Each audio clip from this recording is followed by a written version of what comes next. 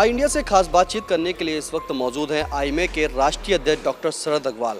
हम उन्हीं से जानेंगे कि ये जो आईएमए का संगठन है ये है कैसा।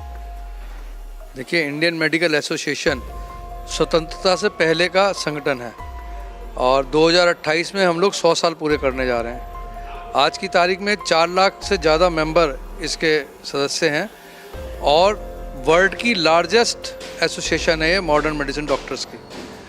हमारी 1760 ब्रांचेज हैं पूरे देश में और आप समझ सकते हैं कि कितना बड़ा नेटवर्क है इंडियन मेडिकल एसोसिएशन का। इंडियन मेडिकल एसोसिएशन के मेनली हम लोग 3 हमारे एम्स एंड ऑब्जेक्टिव हैं। नंबर 1 उसमें है कि अपग्रेडेशन ऑफ द सोसाइटी। उसके तहत हम लोग बहुत सारे करीब 70 से 72 प्रोजेक्ट हमारे केवल और केवल जनहित में किस तरह से वो बीमारी से बचें उसी पे चलते आ रहे हैं।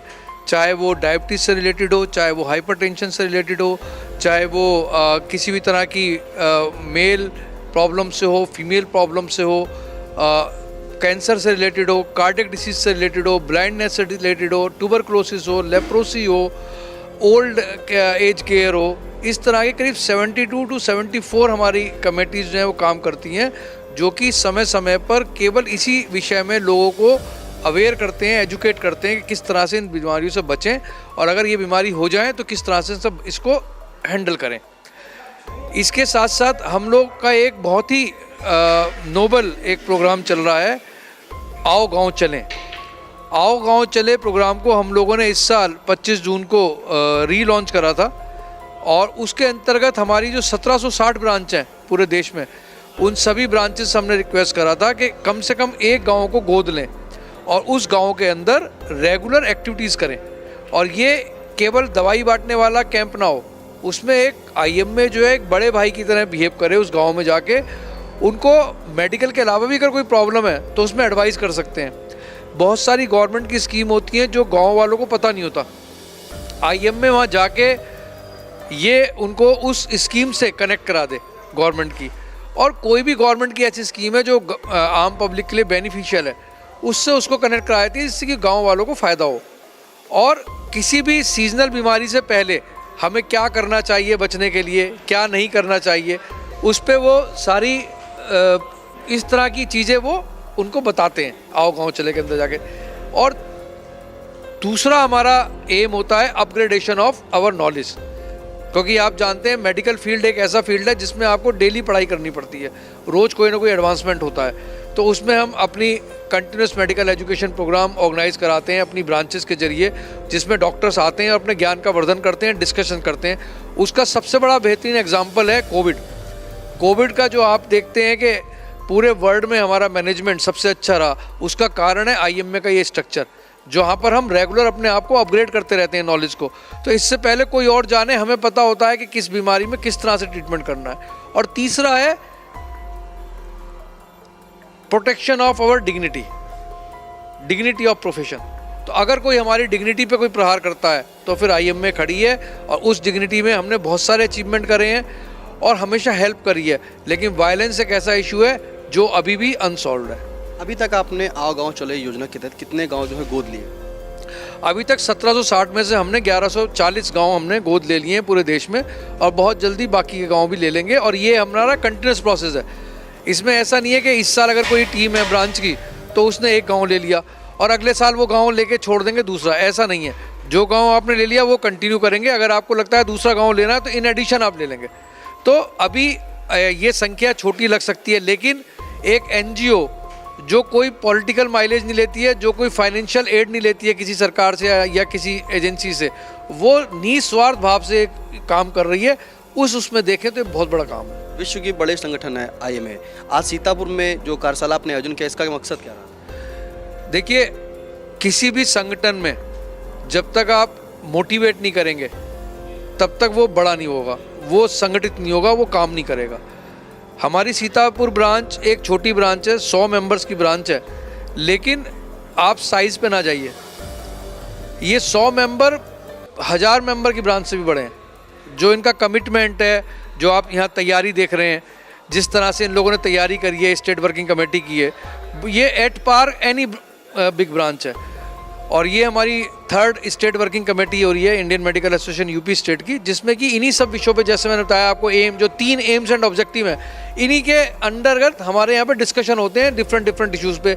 सीएमओ रजिस्ट्रेशन का इशू है, कहीं फायर के एनओसी का इशू है, कहीं सीएमओस के द्वारा कुछ डिस्ट्रिक्ट में एक्सप्लॉयटेशन करा जा रहा है, उसका इशू है। किस तरह से गवर्नमेंट को सहयोग करें, किस तरह से गवर्नमेंट के प्रोग्राम में और बढ़ चढ़ के सहयोग करें। जैसे कि अभी एक लेटर आया हुआ था हमारे पास कि रक्त की कमी है, और आईएमए के आपको बताने में मुझे हर्ष है कि यूपी के अंदर 7 ब्लड बैंक हैं, और जिनमें से 4 ब्लड बैंक नाकों की टॉप रैंकिंग में है, चाहे वो इलाहाबाद का हो, चाहे बरेली का हो, चाहे बनारस का हो। ये हमारे टॉप रैंकर ब्लड बैंक हैं पूरे देश में। और अभी हमारे पास एक लेटर आया है सरकार से कि हम ब्लड की कमी को किस तरह से दूर कर सकते हैं। तो हमने सरकार को सुझाव दिया है, आप आईएमए को एक सिंगल विंडो लाइसेंसिंग का कुछ प्रोविज़न कर दीजिए। IMA UP state, IMA headquarter भी इस बात को कह रही है, और यूपी स्टेट भी कहती है कि हम स्टेट के अंदर हर डिस्ट्रिक्ट में ब्लड बैंक खोल देंगे, लेकिन हमें वो टेक्निकल उसमें ना फंसना पड़े। अगर हमें इजी सिंगल विंडो क्लियरेंस मिलता है, हम इसी तरह के ब्लड बैंक जैसे इलाहाबाद में, जैसे बनारस में, उसी स्तर के ब्लड बैंक सारे डिस्ट्रिक्ट में खोल देंगे। जो गांव में चिकित्सक होते हैं उन्हें कहीं ना कहीं कई समस्याओं से भी गुजरना पड़ता है, उनके लिए क्या मैसेज? देखिए, गांव में नहीं, शहर के अंदर भी चिकित्सकों को प्रॉब्लम से गुजरना पड़ता है। सबसे बड़ी प्रॉब्लम है वायलेंस। जो हम वायलेंस करते हैं, ये वायलेंस एक्सेप्टेबल नहीं है। देखिए, अगर आपको किसी से भी कुछ शिकायत है तो आप मार ताड़ नहीं कर सकते, कानून अपने हाथ में नहीं ले सकते। अगर आपको प्रॉब्लम है तो रिडसल सेल्स हैं, कोर्ट है, कचहरी है, वहाँ कंप्लेंट कीजिए, लेकिन वायलेंस नहीं होना चाहिए। वायलेंस रुकना चाहिए, और ये नॉन वेलेबल ऑफेंस होना चाहिए। इसमें कम से कम 8 साल की सज़ा होनी चाहिए।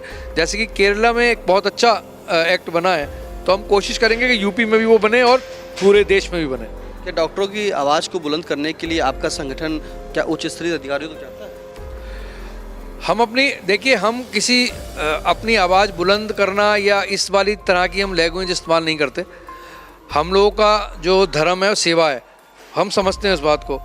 तो हमारे अंदर कोई इस तरह की फीलिंग नहीं है कि हमने कोई आवाज़ बुलंद करनी है। हाँ, अपने हक की लड़ाई करते हैं। जब कोई हमें गला घोटता है, अगर आपको कोई पानी में डुबो दे तो एक लेवल तक तो आप बर्दाश्त करेंगे। एक लेवल आता है सफोकेट करते हैं तो हाथ पैर मारना शुरू करते हैं। हम जब सफोकेशन में आते हैं तभी हाथ पैर मारते हैं। कोई भी डॉक्टर कर्म से और अपनी एजुकेशन के स्तर से, हमारी ट्रेनिंग इस तरह की होती है, रिगरस ट्रेनिंग होती है। देखिए, या तो सेना की ट्रेनिंग होती है या डॉक्टर्स की ट्रेनिंग होती है। आप जाके देखिए मेडिकल कॉलेज में 48 घंटे लगातार काम करते हैं, इमरजेंसीज में काम करते हैं ड्यूरिंग हमारी जो एजुकेशन होती है। तो हम लोगों की ट्रेनिंग इस तरह की है कि हम लोग अपने प्रोफेशन से दूर नहीं रह सकते। हमारे को एक ही चीज़ में मज़ा आता है, मरीज़ देखने में।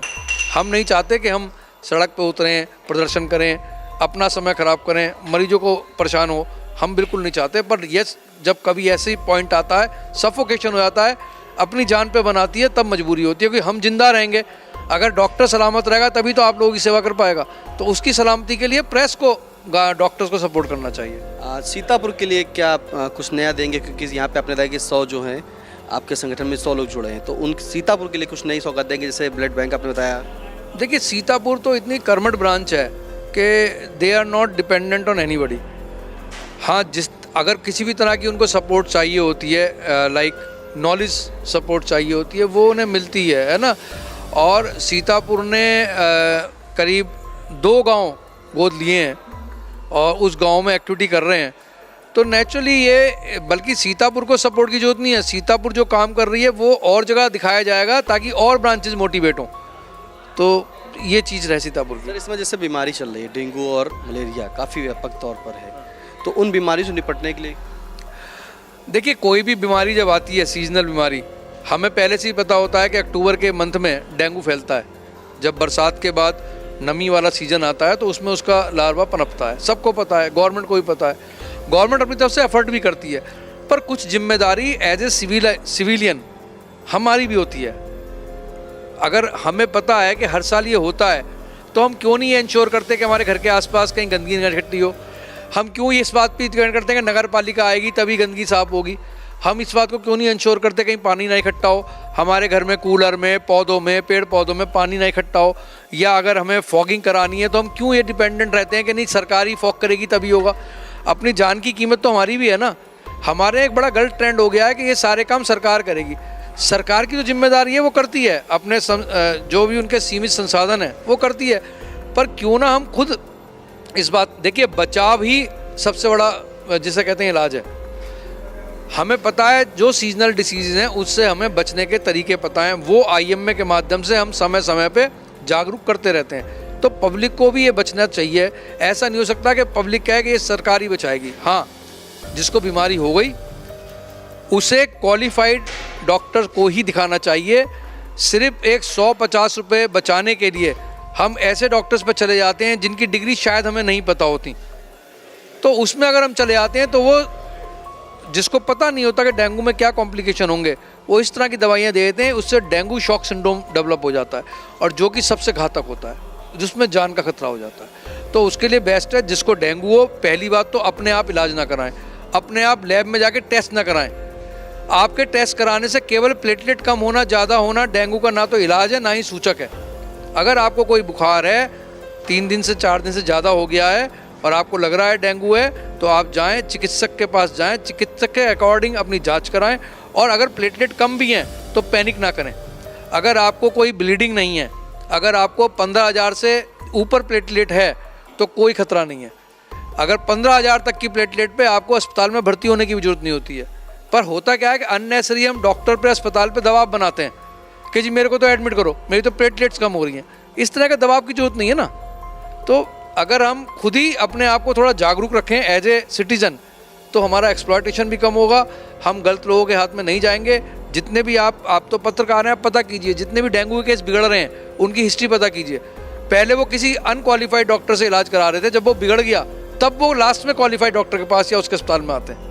अनक्वालिफाइड डॉक्टर की आपने जो बात की, अगर वो हैं इस तरह से तो IMA उन पर क्या कार्रवाई की? देखिए ऐसे ये अगर कोई इलीगल, अनक्वालिफाइड मतलब इलीगल एक्टिविटी, अगर इलीगल एक्टिविटी है तो ये IMA का काम नहीं है, ये सरकार का काम है। अगर हमारे देश में, हमारे प्रदेश में, हमारे शहर में, हमारे ज़िला में, हमारे गांव में कोई इलीगल एक्टिविटी हो रही है, हम बता सकते हैं, लेकिन उसको कंट्रोल करना काम, एक्शन लेना सरकार का काम है। क्या आपने ऐसे कोई शिकायत कभी की है? देखिए हमने कई बार शिकायत करी है और आप मेरे से ज़्यादा अच्छी तरह भली बाती हैं। क्या ये पॉसिबल है कि बिना संरक्षण के अनक्वालिफाइड चिकित्सक प्रैक्टिस कर रहे हो? ये पॉसिबल है क्या? ये तो वो संरक्षण हमें हटाने पड़ेंगे, पॉलिटिकल विल लानी पड़ेगी। हमें सिर्फ अपने पर्सनल इंटरेस्ट के लिए इन सब चीज़ों को हटाना पड़ेगा, क्योंकि IMA इन चक्करों में नहीं पड़ती। मेरा ये विश्वास है अगर मैं अच्छा डॉक्टर हूँ, मेरे आसपास 20 डॉक्टर बैठे हों, जिसने मेरे पास आना है वो मेरे पास आएगा। IMA को इस बात से फ़र्क नहीं पड़ता, इस बात से फ़र्क आम पब्लिक को पड़ रहा है। अगर कोई आदमी डकैती कर रहा है, छुरेबाजी कर रहा है, तो इसको रोकने का काम किसका है? सरकार का है। तो ये अनक्वालिफाइड प्रैक्टिसिंग डॉक्टर भी ये काम, ये पब्लिक के लिए घातक है ना। परेशान कौन हो रही है? पब्लिक। IMA को 1 पैसे का फ़र्क नहीं पड़ता अनक्वालिफाइड डॉक्टर से। IMA के लिए ना तो वो थ्रेट है, ना ही उनकी वजह से हमारे पे मरीजों की कमी है। तो हमारे पे थ्रेट नहीं है, पर हम ये आपको आपके माध्यम से ये जागरूक करना चाह रहे हैं पब्लिक को भी और सरकार को भी, कि इस तरह पे एक कैंपेन चला के इन अनक्वालिफाइड डॉक्टर जहाँ भी हैं उनको बंद कराएं। बिल्कुल, ये थे हमारे साथ IMA के राष्ट्रीय अध्यक्ष जो है डॉक्टर शरद अग्रवाल, जिन्होंने कहा है कि जब भी कोई बीमारी होती है तो उसके चलते जो अनक्वालिफाइड डॉक्टर के पास ना जाए। जैसे कि IMA के द्वारा जो है आओ गांव चले योजना के तहत जो है गांवों को गोद भी लिया जा रहा है और जिसमें लोगों को जागरूक कर उनका इलाज भी किया जा रहा है, उनको दवाएं भी जो है निःशुल्क रूप से दी जा रही हैं, जिसके चलते इस वक्त जो है डेंगू मलेरिया का काफ़ी प्रकोप है। तो डॉक्टर जो शरद अग्रवाल है राष्ट्रीय अध्यक्ष IMA के, उनका साफ कहना है कि जब भी कोई बीमारी आए तो वो अनक्वालिफाइड डॉक्टर को ना दिखाकर सीधे क्वालिफाइड डॉक्टर पाएँ और अच्छी सलाह लें। फिलहाल IMA का जो संगठन है वो निरंतर जो है गांव-गांव जाकर जो अपनी सेवाएं देने का निःशुल्क काम करता है। तो सीतापुर से इंडिया